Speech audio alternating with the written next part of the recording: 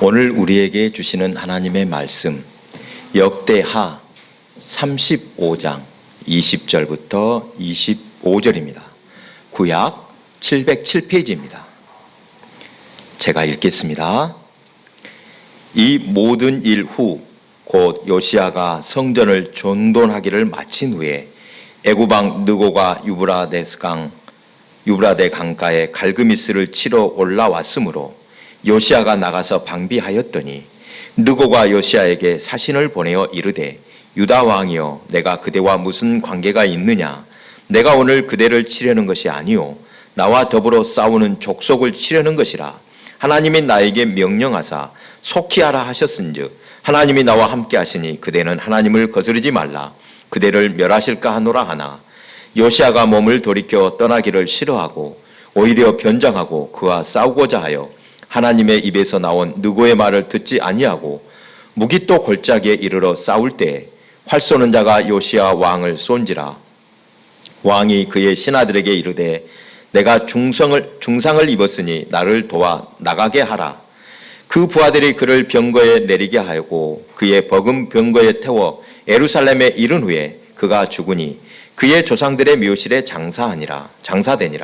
온 유다와 예루살렘 사람들이 요시야를 슬퍼하고 예레미야는 그를 위하여 예가를 지었으며 모든 노래하는 남자들과 여자들은 요시야를 슬피 노래하니 이스라엘의 규례가 되어 오늘까지 이르렀으며 그 가사는 예가 중에 기록되었더라.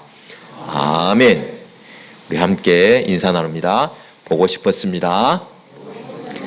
사랑합니다. 우리는 한 가족입니다. 오늘 아침에 지진 느끼셨지요? 누워있다가 정말 놀랐습니다. 집이 무너진 줄 알았습니다. 2점 몇 지진인데 7.7이 넘는 강진, 얼마나 사람들이 두려워하고 공포에 떨었을까 충분히 상상하고 남습니다. 이렇게 어려움 만난 이웃, 멀리 나라에 있지만 그들을 우리가 다시 한번 생각해 줘야 되겠습니다. 여러분 혹시 가곡 사랑, 이은상 작사, 홍남파 작곡, 가곡 사랑 가사를 한번 들려드리겠습니다. 탈 대로 다 타시오 타다 말진 부디 마소 타고 다시 타서 제댈 법은 하거니와 타다가 남은 동강은 쓸 곳이 없소이다. 반 타고 꺼질진데 아예 타지 마르시오. 차라리 아니 타고 생남으로 있으시오. 탈진된 그곳조차 마저 탐이 올소이다. 참 가슴에 와닿는 가사입니다. 사랑하려면 모든 것을 다 걸어 완전 연소하여 한 줌의 재가 되듯 그런 사랑을 하라는 애절한 가곡입니다. 구약 성경에서 이스라엘 역사를 자세히 기록한 책이 열왕기와 역대기인데 본문의 역대기는 주로 남유다를 중심에 두고 기록하고 있습니다. 솔로몬이 죽고 그의 아들 르호보암이 왕이 될 때 이스라엘 왕국은 갈라지게 됩니다. 에브라임을 중심으로 10개의 북이스라엘과 유다와 베냐민의 남유다로 갈라집니다. 지파 수만 보면 북이스라엘이 더 많지만 종교적인 정통성은 남유다에게 있었습니다. 유다 왕국의 예루살렘에 성전이 있었던 것은 율법을 지킬 수 있는 매우 중요한 요소였습니다. 절기를 지킬 때면 반드시 성전에 올라가야 했습니다. 그러나 솔로몬 이후 르호보암 때 북이스라엘로 갈라져 나온 여로보암은 유다 예루살렘 성전에 올라가다 백성들 마음이 돌아설까 봐 이것을 두려워하여 산당을 짓고 백성들을 율법에서 떠나게 했습니다. 예루살렘까지 가지 말고 그냥 여기에서 예배를 드려라 이렇게 한 것입니다. 그만큼 성전이 이스라엘의 중심이었습니다. 이러한 정통성 때문에 역대기는 항상 남유다를 중심에 두고 기록하고 있습니다. 그렇게 남북으로 갈라진 왕국은 먼저 북이스라엘이 아수르에게 망하고 이제 남유다도 위태로울 때 요시야가 대대적인 종교개혁을 단행하였습니다. 20절에 이 모든 일 후라고 한 것은 8세 8살의 왕위에 오른 요시야가 20살이 될 때, 즉 왕이 된 지 12년에 유다와 예루살렘을 정결하게 한 일들을 말합니다. 솔로몬 때 그의 첫 첩들이 예루살렘 성전 근처 소위 멸망산에다 세워놓았던 산당과 아세라 목상들과 아로 새긴 우상과 부어 만든 우상들을 모두 제거했습니다. 이러한 종교개혁은 유다만이 아니라 이스라엘 곳곳에서도 단행하였습니다.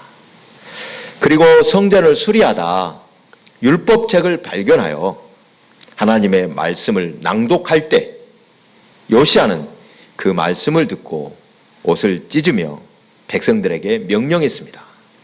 율법책에 기록된 대로 하나님의 말씀을 그대로 지키도록 온 나라에 엄하게 명령을 내렸습니다. 그래서 유월절 절기를 다시 지키기 시작합니다. 남북 왕국의 어떤 왕보다 하나님께 칭찬받을 만한 왕이 바로 요시야라고 할 수 있습니다. 개혁이라는 말을 자주 듣는데 사전을 찾아보니 좀 뜻을 자세히 보자 하고 사전을 찾아보았더니 낡은 제도나 기구 따위를 새로운 시대에 맞게 바꾸는 일이라고 설명합니다. 개혁이란 새롭게 하는 것, 바꾸는 것인데 그것이 쉽지 않음을 여러분도 경험했을 것입니다. 아무리 잘못된 것이라도 오래 묵은 것들은 바꾸기 힘듭니다. 특히 종교개혁이 힘든 이유는 한번 습관에 빠지면 옳고 그름의 판단이 무뎌지기 때문입니다. 또 오랜 기간의 기득권과 이권이 생긴 쪽에서는 그것을 놓지 않으려고 수단과 방법을 가리지 않기 때문에 더욱 힘든 것입니다. 역사에 가정은 없다라는 말이 있습니다. 만약 삼국통일을 당시 신라가 아닌 고구려가 통일했더라면 해방될 때 남과 북이 갈라지지 않고 통일된 나라였더라면 또 내가 또 부잣집에서 태어났더라면 이런 가정은 지금 현실에서는 의미가 없습니다. 현실에서 벌어진 일을 통해서만 의미를 찾으라는 것입니다. 그래도 본문의 요시야가 더 오래 왕위에 있으면서 종교개혁을 완성했더라면 남유다의 운명은 달라졌을 것이라는 가정을 해봅니다. 그렇게 좋은 왕, 하나님께 칭찬받은 왕이 겨우 39의 나이로 죽다니 너무도 아깝지 않습니까? 요시야는 애굽의 느고 왕이 바벨론을 치기 위해 올라가는 길을 막아서느라 전쟁을 벌였다가 전사했습니다. 본문에서는 하나님이 애굽 왕 느고와 함께 하신 것처럼 말씀합니다. 요시야 왕의 죽음을 어떻게든 해석하고자 그렇게 말씀하신 것 같습니다만 아무렴 하나님께서 이방 왕의 편을 들어주실 수 있겠습니까? 요시야의 죽음을 크게 슬퍼하여 온 백성이 함께 예가를 불렀는데 이스라엘 역사에서 요시야처럼 온 백성이 그토록 왕의 죽음을 애통한 적은 없었다고 합니다. 요시야 왕의 죽음으로 남유다는 이미 패망한 것이나 다름없었습니다. 요시야의 뒤를 이어 그의 아들들이 왕위에 오르지만 22년 뒤 바벨론에게 완전히 망하게 됩니다. 그런데 중요한 것이 그것으로 이스라엘 공동체가 없어졌습니까? 역사적으로 볼 때 바벨론 제국에 의해 망한 후 유다는 왕국을 세우지 못했습니다. 그런데 여러분, 비록 그들의 왕국은 망하고 포로로 끌려갔지만 종교적으로는 새로운 계기였습니다. 왜 왕국이 망하게 되었는가? 자신의 죄악 때문인 것을 깨달았습니다. 지난 날을 돌아보며 철저히 회개하는 기회로 삼은 것입니다. 이 땅의 왕국은 없어졌지만 오직 여호와 하나님만을 왕으로 섬기며 철저하게 말씀에 순종하여 거듭나는 계기로 삼았습니다. 성경에서 이스라엘 역사를 살펴보면 한 시대를 이끌던 인물이 죽음으로 새로운 세계가 열리는 것을 종종 발견하게 됩니다. 모세를 보십시오. 40년이 넘도록 이스라엘 백성을 이끌고 광야를 건너왔는데 모세의 죽음으로 출애굽의 역사는 마무리됩니다. 모세는 광야를 벗어나는 것까지의 사명을 다하고 가나안 땅에 같이 들어간 것이 아니라 느보산에 묻히게 됩니다. 여호수아의 또 죽음으로 이스라엘 백성은 가나안 땅에서 다시 새로운 길들이 열렸습니다. 그리고 오늘 본문 요시아의 죽음은 한 왕의 죽음으로 마무리된 것이 아닙니다. 역대하 36장 마지막 절에도 이것을 잘 말해줍니다. 열린 시각으로 다른 세계를 보여주며 끝맺고 있습니다. 역대하 마지막 절 23절입니다. 바사왕 고레스가 이같이 말하노니 하늘의 신 여호와께서 세상 만국을 내게 주셨고 나에게 명령하여 유다 예루살렘 성전을 건축하라 하셨나니 너희 중에 그의 백성된 자는 다 올라갈지어다. 너희 하나님 여호와께서 함께 하시기를 원하라 하였더라. 여러분, 참으로 악한 왕이라 안타깝습니다만 요시아의 죽음은 새로운 희망이고 새로운 길이었음을 성경은 말씀합니다. 실제로 유다 백성들은 바벨론 포로기를 거치면서 종교적 순수성을 회복했습니다. 포로로 끌려가지 않았다면 그처럼 큰 아픔을 겪지 않고 적당히 개혁하는 수준에 머물렀다면 아마 큰 변화는 없었을 것입니다. 그러다가 세월이 흐르면서 민족의 정체성은 차츰 약해지고 결국 역사 속에서 사라졌을지 모릅니다. 그들에게 말씀이 있었기 때문에 철저한 신앙이 있었기 때문에 포로가 되었어도 민족이 새롭게 태어날 수 있었습니다. 어려서부터 말씀을 듣고 배웠기 때문에 다니엘과 그의 세 친구는 바벨론에서도 하나님 말씀을 지키려고 왕의 명령까지 거역하며 목숨 걸고 하나님을 섬겼습니다. 이런 자세는 어디에서 배운 것입니까? 요시아 왕 때 성전을 수리하다 하나님의 말씀을 발견하고 그 율법 말씀대로 지켜 행하도록 명령한 것이 계기가 된 것이라 하겠습니다. 그전에는 말씀을 알지도 읽지도 않던 백성이었는데 요시아의 종교 개혁을 통해 하나님의 말씀을 배우고 그 말씀대로 순종할 것을 배운 것입니다. 바로 그것이 씨앗이 되었을 것입니다. 그 말씀이 바벨론의 포로로 잡혀간 다니엘과 세 친구의 신앙의 그루터기가 된 것입니다. 그러므로 요시아 왕의 죽음은 죽으면 산다라는 예수님의 십자가 교훈을 보여준 것이라고 하겠습니다. 주님이 달리신 십자가를 생각해 봅니다. 우리가 똑같은 인간의 몸으로 그 무서운 십자가, 험한 십자가에 달리신 예수님. 로마 군인들이 주님을 조롱합니다. 네가 하나님 아들이거든 당장 십자가에서 내려와 보라. 그러면 믿겠노라. 그때 하나님의 권능으로 십자가를 깨뜨리고 골고다 언덕에서 예수님이 기적을 보이셨다면 어떻게 되었겠습니까? 과연 예수는 그리스도시요 살아계신 하나님의 아들입니다. 거기에 있던 모든 사람, 로마 군인들까지도 주님을 구주로 믿었을 것입니다. 그러나 그것으로 끝납니다. 주님은 스스로 높임을 받으셨겠지만 우리의 죄는 그대로 남아있고 부활도 없습니다. 죽지 않고 어떻게 부활을 체험할 수 있겠습니까?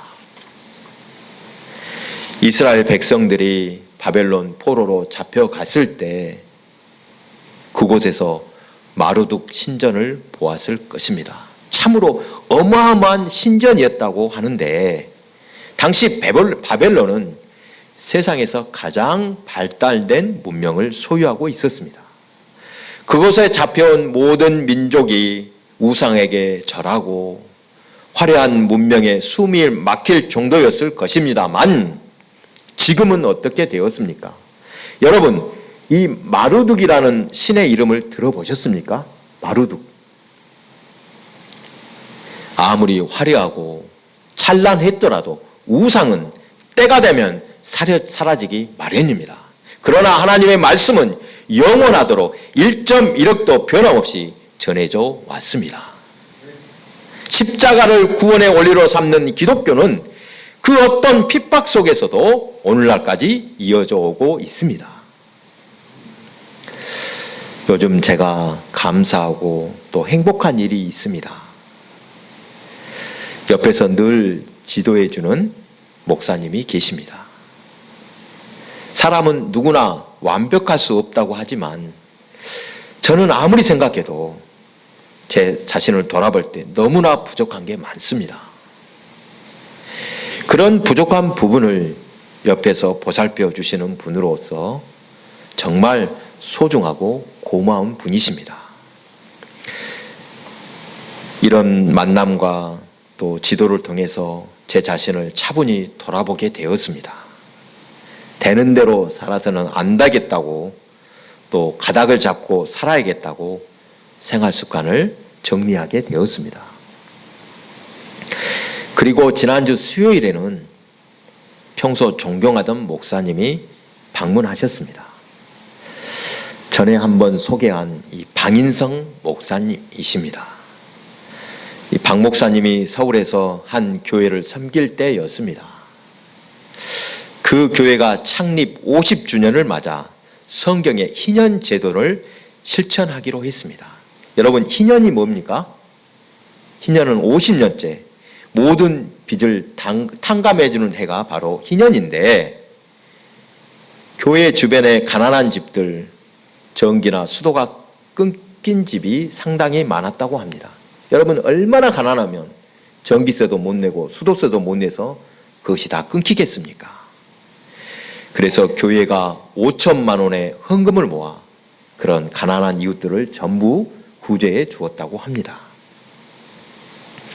그런데 그때 박 목사님은 자신도 뭔가 의미 있는 것을 하나님께 드리고 싶었다고 합니다.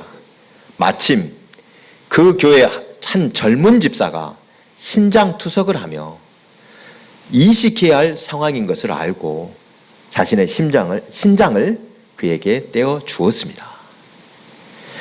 말을 하지 못하더라도 복음을 전할 수 있을 것입니다.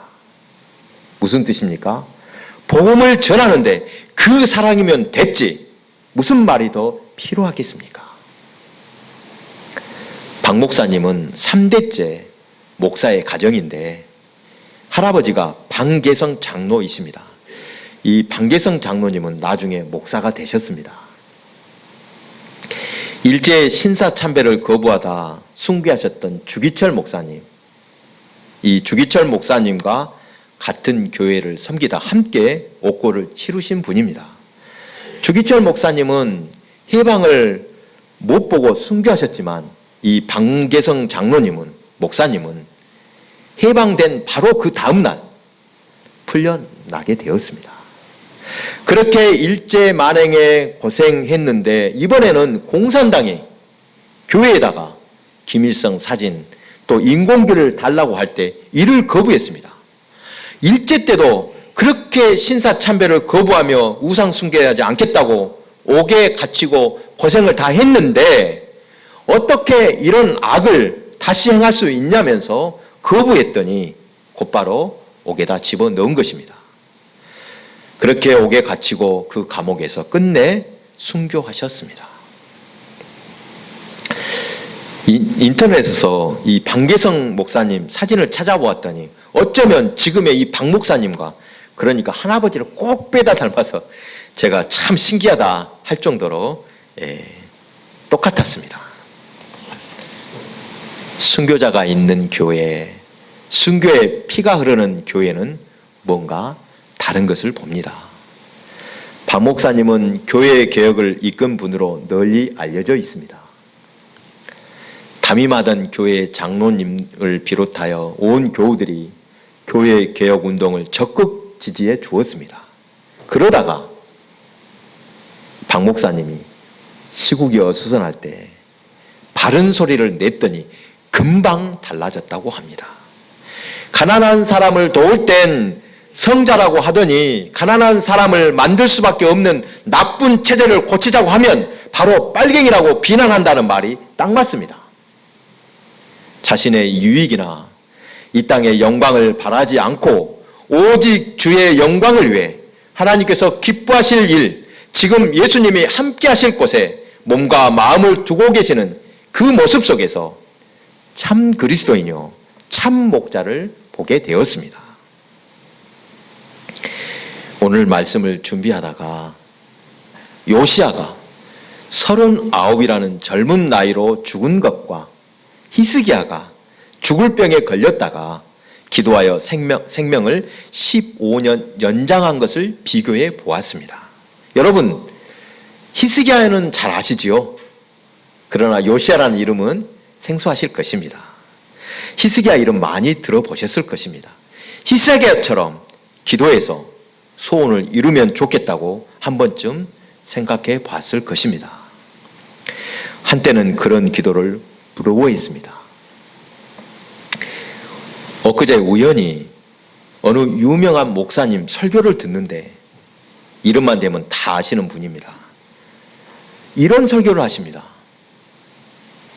하나님께 끝까지 떼쓰는 기도를 드려야 한다. 아이가 엄마에게 엄마 이거 사줘, 과자 사줘, 과자 사줘, 과자 사줘 계속 과자 사주라고 하면 엄마가 과자 안 사주잖냐. 이런 예화를 들어주었습니다. 주실 때까지 계속 달라고 강구하면 끝내는 주실 것이라고 설교했습니다. 그 설교를 듣다가 이런 질문이 생겼습니다. 하나님께서는 우리의 필요를 아시고 우리에게 필요한 모든 것을 은혜로 베풀어 주심을 믿는 것이 신앙이 아닌가? 자기 소원을 이루자고 그것만 붙잡고 끝까지 기도하는 자세가 맞는가? 물론 간구의 기도도 필요합니다. 어떻게든 죽지 않고 살아야겠다는 삶의 의지도 소중합니다. 그러나 하나님께서 순교하라고 하실 때 순교하는 것은 더욱 귀한 믿음인 줄 믿습니다. 어떻게든 살아야 할 때가 있지만 때로는 영광스러운 죽음이 더욱 값질 때가 있을 것입니다. 요한복음 12장 24절 내가 진실로 너희에게 이르노니 한 알의 밀이 땅에 떨어져 죽지 아니하면 한 알 그대로 있고 죽으면 많은 열매를 맺느니라. 사는 것도 유익하지만 한 알의 밀은 땅에 떨어져 죽어야만 열매 맺는다는 말씀을 새겨드려야겠습니다. 사랑하는 교회 여러분, 어떤 환경에서도 주님이 우리와 함께 하심을 믿으시기 바랍니다.